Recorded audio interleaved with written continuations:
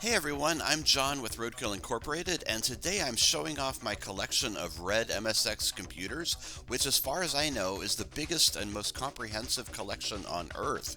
But I can already hear you asking, what the heck is MSX? MSX is a standardized home computer architecture from the 1980s, roughly in the same era as the Commodore 64. These computers were super popular all around the world, but non-existent in the US.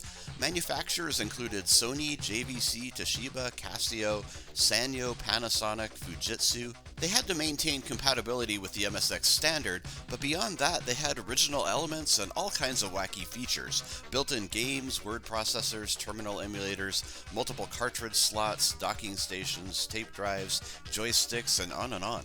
And most interestingly, some of these computers are RED. Think Apple Product RED, a limited edition run. Most manufacturers, when they released an early MSX computer, also released a RED variant, and these days those are far rarer than their non-RED counterparts. The RED computers were almost all MSX1, the first MSX generation. MSX went on to MSX2, 2 Plus, and beyond, but they generally aren't RED, so we really don't care about those. I also have many of the non-RED versions of some models, so I'll show those when appropriate. Here are the time codes as well if you want to skip ahead to any particular model.